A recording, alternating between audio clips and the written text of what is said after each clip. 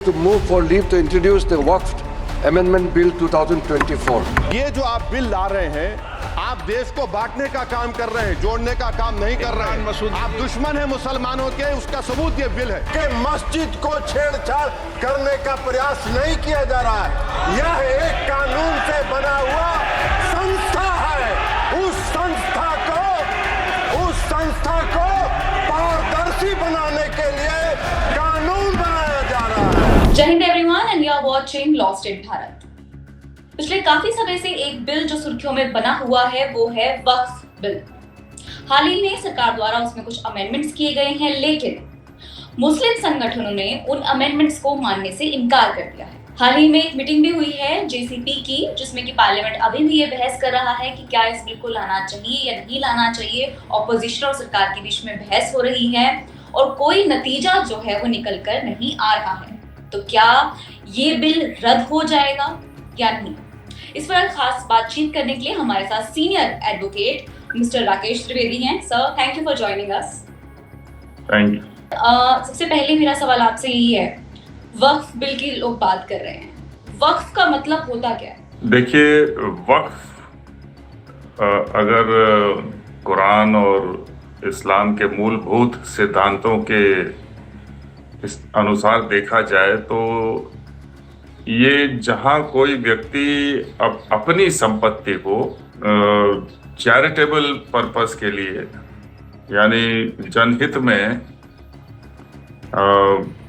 धार्मिक मकसदों के लिए, अगर वो उसको सुरक्षित रखना चाहता है कि उसके बाद भी जो है वो यानी एक तरीके से डेडिकेट हो जाता है, उसको उस काम के लिए समर्पित कर दिया जाता है। सर, तो अपनी संपत्ति को आप कर सकते हैं, दूसरे की संपत्ति को नहीं कर सकते। यानी कोई मुस्लिम ये नहीं कह सकता कि राकेश द्विवेदी की संपत्ति को हमने वक्फ बना दिया। उसकी अपनी संपत्ति होनी चाहिए जो उसने अपने श्रम से या जो उनके एंसेस्टर्स हैं, पूर्वज हैं, उन्होंने अर्जित किया हो अपने श्रम से। तो ऐसी संपत्ति को जिस पर उनका की संपत्ति का अधिकार है संवैधानिक और विधिक रूप से, उसको वो वक्फ के तौर पे डेडिकेट कर सकते हैं और ये प्रॉपर्टी चैरिटेबल पर्पस के लिए इस्तेमाल होती है। ये वक्फ का मूलभूत बुनियादी आधार है। तो सर, फिर ये वक्फ बोर्ड जो बना, इसमें तो गवर्नमेंट कोई भी मतलब गवर्नमेंट लाइक लैंड होता है, उसमें गवर्नमेंट का कैसे फिर सर पार्टी बन जाती है वो? इसमें होता क्या है कि देखिए, ये वक्फ के संबंध में बहुत बड़ा खेल खेला गया था ये स्वतंत्रता के पूर्व, जब अंग्रेजों का राज था यहाँ। तो जब 1857 के बाद, जैसा कि सर्वविदित है कि जो ब्रिटिश क्राउन है यानी क्वीन का सीधा राज हो गया था, ईस्ट इंडिया कंपनी समाप्त हो गई थी। उसके बाद फिर 1960 के दशक में कई जगह पर, कलकत्ता में, मद्रास में, वहाँ हाई कोर्ट्स स्थापित हुए हैं और 1858 का कानून भी आया था। तो उसके तहत जो धार्मिक सिद्धांत होते हैं, चाहे वो हिंदू हो या मुसलमान हो, उनके अपने जो धार्मिक सिद्धांत है, उसके आधार पर धार्मिक विषयों को तय किया जाता था। तो कई अदालतों ने, हाई कोर्ट्स ने, और यहाँ तक कि मसला प्रीवी काउंसिल लंदन तक पहुंचा था और वहां पर भी जो है उसने ये फैसला किया कि वक्फ जो है वो केवल आप अपनी संपत्ति को चैरिटेबल पर्पस के लिए कर सकते हैं।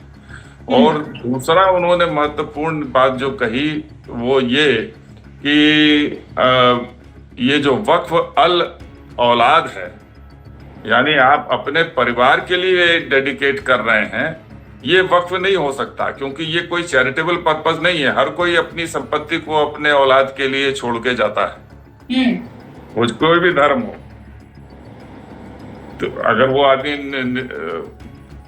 नहीं जीता है तो फिर उसके बाद, उसके पश्चात वो उसके बच्चों को ही प्राप्त होता है। तो ये वक्फ अल औलाद, उन्होंने कहा कि ये वक्फ ही नहीं है। तो यानी वक्फ केवल वो होगा जो आप अपनी संपत्ति को सार्वजनिक हित में चैरिटेबल पर्पस के लिए डेडिकेट करते हैं। ये एक सिद्धांत तय हुआ। मगर जब ये प्रथम विश्व युद्ध शुरू होने वाला था तो 1913 में जो काउंसिल के इलेक्शन में जिन्ना साहब ने जो है ये एक बिल पेश किया था 1913 में। उन्होंने कहा कि ये वक्फ अल औलाद को भी उसमें शामिल किया जाए। ओके। तो वो बिल के जरिए 1913 में, क्योंकि 1914 से वर्ल्ड वॉर शुरू होने वाला था, जर्मनी और वो सब में हालात बन चुके थे एकदम, तो ये सारा कुछ इसलिए किया गया कि वो मुसलमानों के अपने पक्ष में करना चाहते थे, जो जिनके जो जमीनों पे कब्जा किए हुए थे। तो ये उनके हक में ये हुआ कानून। मगर फिर अदालतों ने ये कह दिया कि साहब ये 1913 के बाद लागू होगा, 1913 के पूर्व नहीं लागू होगा, जो पहले के वक्फ बने अल औलाद। तो 1930 में फिर एक कानून लाया गया, जब ये सवाल देश में खड़ा हुआ था कि हम लोग पूर्ण स्वराज की मांग कर रही थी कांग्रेस, और उस वक्त जो है ये राउंड टेबल कॉन्फ्रेंस लंदन में होने की बात हो रही थी।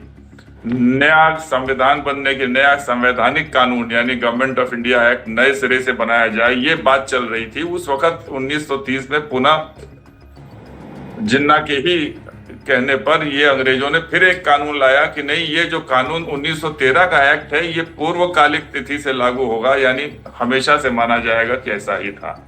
यानी जो इस्लाम में नहीं था उसको भी इस वक्त बना दिया गया।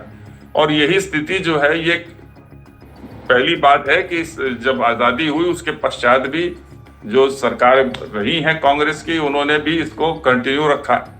तो अब दो तरह के वक्फ हो गए, एक वो जो आप जनता के लिए जनहित में चैरिटेबल पर्पस के लिए करते हैं, रिलीजियस पर्पस के लिए करते हैं, और दूसरा वो जो वक्फ अल औलाद है जिसको कि आप अपने बच्चों के लिए डेडिकेट करते हैं प्रॉपर्टी को।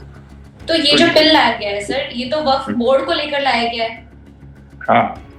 तो इसमें जो वक्फ बोर्ड है उसकी क्या कायदे कानून जो है वो इस्लाम उसमें बीच में क्या हुआ कि 1950 के बाद और 2000 के बीच में ये कई दफा कानून के संशोधन हुए, जिससे कि वक्फ बोर्ड बनाया गया, वक्फ ट्राइब्यूनल बनाई गई, और यहाँ तक कि प्राविधान उसमें कर दिया कि वक्फ बोर्ड जहां उंगली रख देगा वो प्रॉपर्टी वक्फ है। और दूसरी बात ये कर दी उन्होंने कि यानी कि अगर किसी गांव को कह देंगे कि ये गांव हमारा वक्फ है, ये सरकारी संपत्ति जहां म्युनिसिपैलिटी बनी हुई है, जहां हाई कोर्ट बना है, जहां रेलवे स्टेशन खड़ा है, वो कहेंगे ये वक्फ है। तो वो काफी ऐसी चर्चाएं आती है कि काफी नेताओं से भी सुनने को मिला है, कई मुस्लिम नेता हैं जो कहते हैं कि ये जो एयरपोर्ट बना हुआ है ये वक्फ की प्रॉपर्टी पे बना हुआ है। हाँ, ऐसे बहुत से किस्से हैं, ऐसे बहुत से किस्से हैं। आधी से ज्यादा जमीन वक्फ की जो है, अगर बहुत ही कंजर्वेटिव रूप से देखें हम, तो आधे से अधिक भूमि ऐसी ही है। तो यानी अब यानी पूरा का पूरा गांव आ गया। अब वहां पर अगर कोई शिव का मंदिर है, कृष्ण का मंदिर है, वो मंदिर यानी वो भी सब वक्फ का हो गया। और अक्सर ये भी कह देते हैं वो कि साहब ये वक्फ क्यों है, क्योंकि अकबर बादशाह ने और औरंगजेब ने और शाहजहां ने और उन लोगों ने इसको वक्फ, ये जमीन वक्फ के तौर पे दान की हुई। तो यानी बहुत से किस्से ऐसे भी हैं, बहुत से मामले जहां पर कि वो ऐसे वक्फों को जो इन्वेडर थे, जो आक्रमणकारी थे मुस्लिम, मुगल और मुगल से पहले भी, यानी उन लोग से भी जोड़ देते हैं वो कि वो दान करके गए, क्योंकि किसी के पास कोई कागज नहीं है, दान पत्र कहीं लिखा हो, कुछ हुआ हो, इसका वो नहीं। अब वो जुबानी तौर पे भी वक्फ हो सकता है, ओरल भी। तो अब ओरल गिफ्ट हो गया वो। ताजमहल भी गिफ्ट जो है वो वक्फ हो गया। तो अब ये मुगलों से जोड़ देते हैं, बादशाहों से जोड़ देते हैं। जो नवाब लोग मुगलों से ग्रांट पाए थे दान के तौर पे, क्योंकि वो लोग फौज रखते थे उनकी मदद के लिए, तो वो उनको दान करते थे ये कि आपके 20 गांव आपके हो गए, फलाने हो गए। तो ऐसे ग्रांट्स जो नवाब लोग हैं जिनको मिले थे, उन्होंने उस जमीन को भी वक्फ के तौर पे बना दिया। तो ये सब इस प्रकार की बातें हैं। और सबसे बड़ी चीज ये है कि आप जब वक्फ बोर्ड इस प्रकार की कार्रवाई करता है अवैध, तो आप इसको जो सामान्य अदालतें हैं वहां पर चुनौती नहीं देंगे, आपको जाना पड़ेगा वक्फ ट्राइब्यूनल के सामने, जो विशेष रूप से कायम की गई है। केवल वही चैलेंज कर सकते हैं और आपके ऊपर ये बोझा होगा दिखाने का कि ये जमीन आपकी है, वक्फ नहीं है। ओके।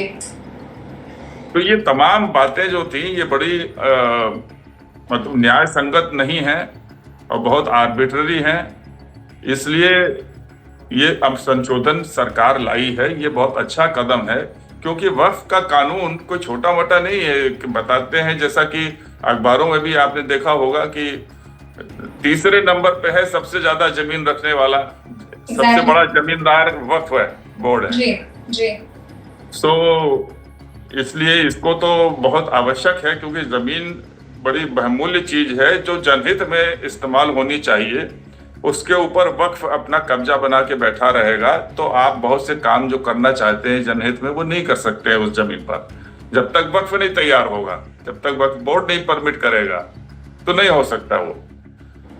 सर तो ये क्या मतलब, बट मैं ये सवाल जरूर आता है सर, ऐसे कैसे कोई भी जमीन किसी भी बोर्ड या किसी भी ऑर्गेनाइजेशन के पास जा सकती है बिना किसी गवर्नमेंट पेपर वर्क के? बिल्कुल सही बात है।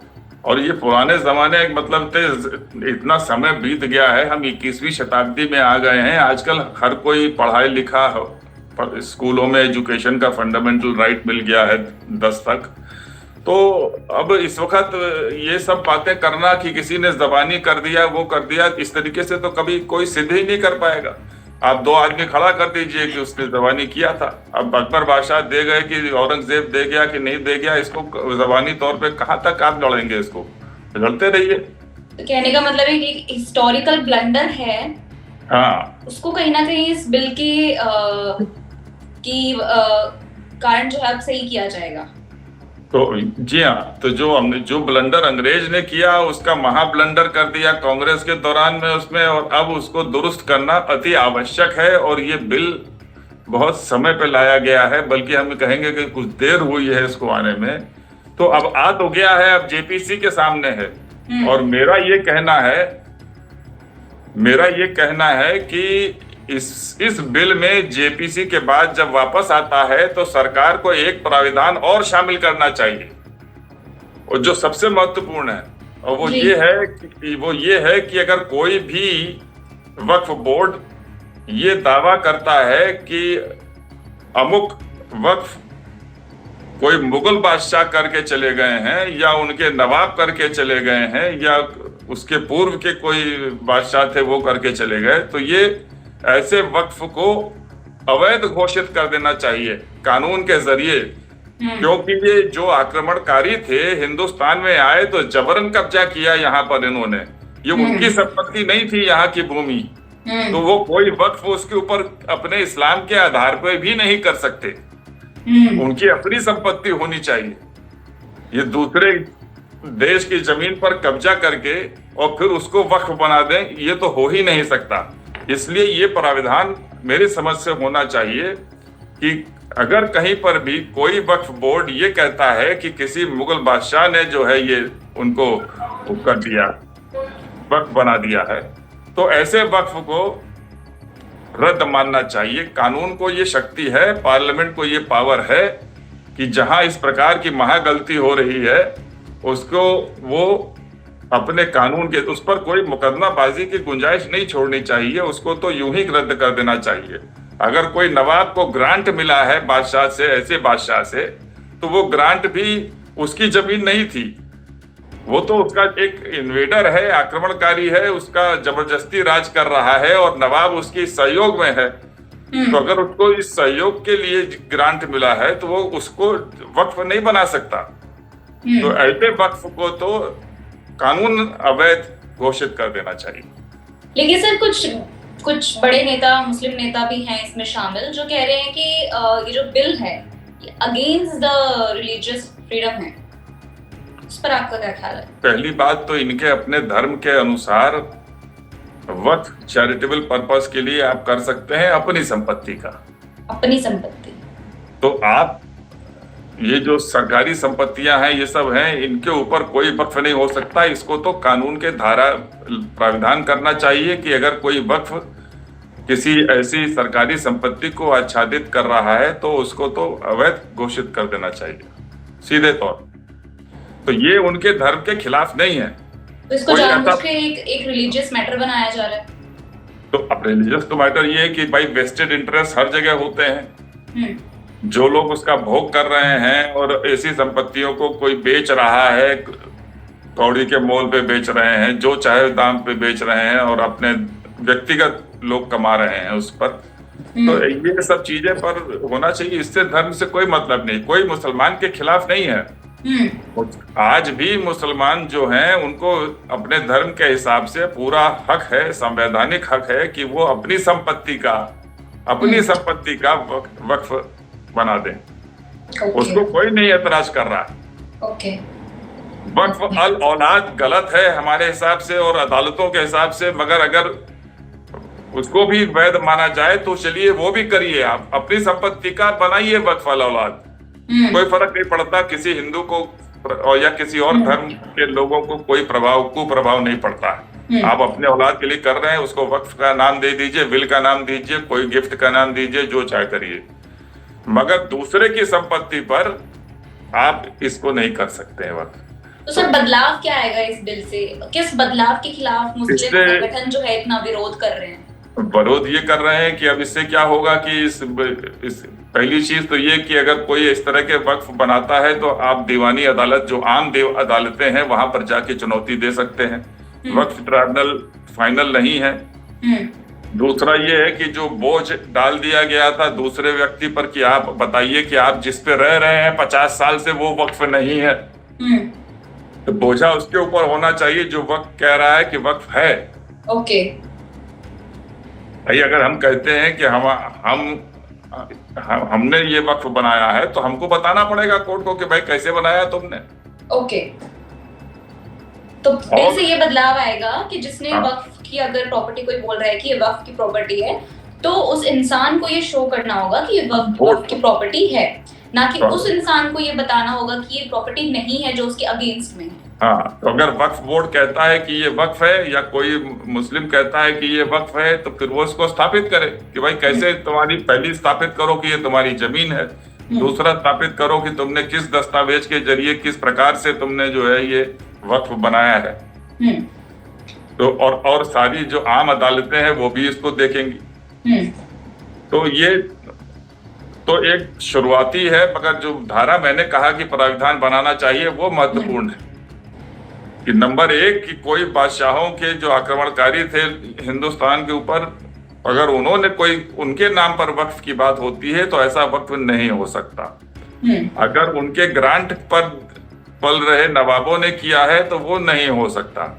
और तीसरा, अगर सरकारी संपत्तियों को उस पर घेरा जा रहा है तो वो प्रतिबंधित होना चाहिए। 3 बातें बहुत जरूरी स्पष्ट करना। सर एक आरोप और जो है वो विपक्षियों की तरफ से ये लगाया गया है कि सरकार जो है मनमानी कर रही है इस बिल को लेकर और इंटेंशन जो है वो मुस्लिम विरोधी है। तो क्या लगता है आपको कि इंटेंशन क्या है यहाँ पर सरकार की? देखिए, जैसे मैंने बताया कि वक्फ आज 3 ही जमींदार हैं, सरकार है एक तो ये, और दूसरा तीसरे नंबर पे वक्फ है। बाकी तो जमींदारी विनाश हो चुका, सीलिंग लग चुकी, आम आदमी तो उसकी जमीनें सब जा चुकी, टूट चुकी। और ये इसका धर्म से कोई मतलब नहीं है। ये तो जो धर्म को विकृतियां पैदा हुई हैं उसको ठीक कर रहा है। दूसरी बात, किसी भी मुसलमान को वक्फ बनाने से, वक्फ क्रिएट करने से रोक नहीं रहा है। आप वक्त अपनी संपत्ति का मगर करिए।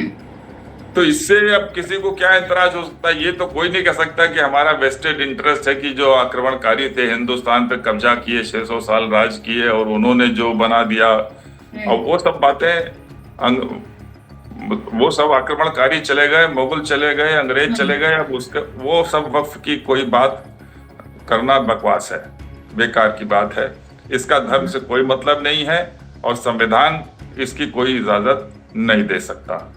ओके, तो सर अभी जॉइंट पार्लियामेंट कमेटी जो है इस पर बहस जो है वो जारी है। दो मुस्लिम ओवैसी जो है वो खासकर चर्चा के बीच में निकल भी गए थे, हालांकि वापस आ गए। तो गहमा गहमी इसमें बनी हुई है, आरोप प्रत्यारोप जो है वो जारी है। कुछ लोग ये भी रिपोर्ट कर रहे हैं कि बिल जो है वो रद्द भी हो सकता है। आपको क्या लगता है? देखिए, अब ये तो पार्लियामेंट के अंदर ये क्या होगा क्या नहीं होगा, मेरी समझ से तो रद्द नहीं होगा। किस रूप में पारित होगा, ये चूंकि पार्लियामेंट के गणित थोड़ा बदले हुए हैं, तो किस प्रकार से वो क्या होगा ये कहना जरा मुश्किल है मेरे लिए बाहर से, क्योंकि मैं इस पॉलिटिकल पार्टी में तो हूं नहीं, इसलिए मुझे इसका कोई, मगर मैं ये एक महत्वपूर्ण कदम उठाया है सरकार ने और लाई है, तो ये मैं नहीं सोच सकता कि पार्लियामेंट जो है अब ये सरकार जो बिल पास नहीं करेगी। चेंजेस किए जाएंगे, कुछ बदलाव इसमें बिल में? बदलाव हो सकते हैं और होना चाहिए। 3 तो बदलाव हम ही मांग रहे हैं कि सरकार को करना चाहिए, जो 3 प्राविधान जो मैंने कहा कि। तो आप तो सर उसे और स्ट्रिंजेंट करने की बात कर रहे हैं। मुस्लिम संगठन तो कह रहे हैं कि वो तो वैसे ही विरोध में है उसके, तो आपको लगता है मुस्लिम संगठन उसको मानेंगे? नहीं, मुस्लिम संगठन माने नहीं माने इसका ये तो व्यक्तिगत प्रश्न नहीं, कौन मानता है? जिसको लाभ मिल रहा है, जो भोग रहा है, तो वो उसको कहाँ मानेगा? ये सवाल मानने का नहीं है, सवाल क्या न्याय संगत है, क्या न्याय उचित है, क्या रीजनेबल तर्क संगत है, ये देखना होगा, और क्या देश के हित में है ये देखना होगा। ओके सर, ये भी आरोप है, माफी चाहूंगी आपको टोक रही हूँ बीच में, ये भी आरोप है सर कि पहले बिल से लाने से पहले स्टेक होल्डर्स से बात नहीं की गई। देखिए, ये तो इसका उत्तर, सही उत्तर तो सरकार ही दे सकती है कि कितना उसने स्टेक होल्डर से बातचीत किया है, पर जहां तक मेरी जानकारी है काफी व्यापक तौर पे इसका विचार विमर्श हुआ है। पर अब ये सवाल का कोई मतलब नहीं रहा, क्योंकि अब तो पार्लियामेंट में बिल है, चर्चा हो रही है और जेपीसी में चला गया है, तो जेपीसी जिसको चाहे बुलाए, राय मशवरा करे, मगर अंततोगत्वा होगा क्या कि जो भोग रहे हैं वो विरोध करेंगे। और हम तो समझते हैं कि बहुत से मुस्लिम भी जो है खुश होंगे इस बात से, क्योंकि उनकी भी जमीन वक्फ बन जा रही होगी। ओके, भाई अगर गांव में मुसलमान रह रहा है, उसकी खेती कर रहा है 50 साल से, अचानक वक्फ बोर्ड कहेगा तो वो वक्फ हो गया, तो उसकी भी जमीन तो गई ना। ओके, ये काफी इंटरेस्टिंग है सर, आपने जो बताया। जब पूरा गांव वक्फ हो गया, तो जो मुसलमान जिसकी व्यक्तिगत जमीन है, खेती कर रहा है या कुछ और व्यापार कर रहा है, तो उसकी जमीन, उसका मकान, वो भी वक्फ हो गया फिर। तो ऐसी कैसी लैंड कैसे चूज कर ली जाती है कि भाई ये वक्फ की लैंड हो गई? जैसे आप बता रहे हैं, मतलब बहुत इजीली ये तो कोई सी भी जमीन कब्जा कर ले आप, तो फिर यही तो गोरख धंधा हो रहा है कि कहीं बादशाहों के नाम को इस्तेमाल कर लो, कहीं नवाबों के नाम को इस्तेमाल कर लो, और क्योंकि पूरा का पूरा गांव आज के सन 47 के बाद कोई ऐसा व्यक्ति नहीं है जो कि पूरे गांव शहर को जो है उठा करके वक्फ बना दे। ये सब चीजें तो तभी हो सकती थी जब तक नवाब और मुगल बादशाहों के नाम को नहीं लाएंगे आप, क्योंकि वही लोग ये सब करते थे। अंग्रेज ये काम करते थे कि जाइए, आपको दिया हमने 100 एकड़ जमींदारी, हमने तो आजादी के बाद खत्म कर दी जी। तो ये तो जो भी है वक्फ क्लेम कर रहे हैं, ये सब पुराने हैं, जो गांव के गांव, शहर के शहर, जब सरकारी संपत्तियां, सबको वक्फ बना दीजिए। ताजमहल बना दीजिए, कोई भी इंस्टीट्यूट को बना दीजिए, राष्ट्रपति भवन को बना दीजिए वक्फ। अब अगर कोई इसका विरोध करे और कहे ये मुस्लिम विरोधी है, मेरी समझ से कि ये तो मुसलमान लोग जो लाभ उठा रहे हैं, जो भोग रहे हैं, और जो समझते हैं कि इस वक्फ के कारण उनकी ताकत है, ये वो लोग विरोध करेंगे केवल। तो सर क्या लगता है, बैलेंस बन सकता है यहाँ पर? एक नेगोशिएशन यहाँ पे आ सकता है कि जिस तरह से बातचीत जो चल रही है जेपीसी में? अब देखिए, जो बुनियादी बातें हैं अगर वो उनको नहीं डालेंगे तो जो दूसरा पक्ष है वो अदालत में चुनौती देगा। वैसे भी अदालत में मुकदमे पड़े हुए हैं वक्फ के संबंध में। तो अगर सरकार बैक ट्रैक करेगी, पीछे कदम खींचेगी तो अंत थोड़ी होगा, गाड़ी आगे जाएगी। ओके, तो कुछ बदलाव यहाँ पे जरूर हो सकते हैं बिल के अंदर। मतलब हम ऐसे दौर से गुजर रहे हैं जहां बदलाव अवश्यंभावी है, उसका रूप स्वरूप इस पर विचार विमर्श होकर क्या निकलता है ये वक्त बताएगा। पर जो अन्याय हो रहा है, जो अनुचित हो रहा है, उसके विरोध में तो संघर्ष जारी रहेगा।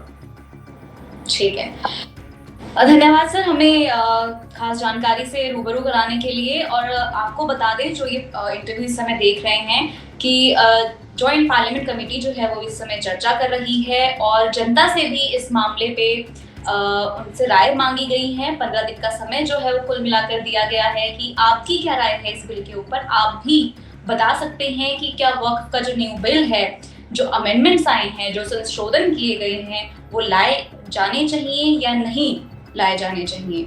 आप हमें भी, लॉ स्ट्रीट जर्नल को भी अपनी राय जो है वो कमेंट बॉक्स में लिख सकते हैं और सरकार को भी अपनी राय जो है वो भेज सकते हैं। बाकी कानून से जुड़ी जानकारी के लिए आप देखते रहिए लॉ स्ट्रीट भारत।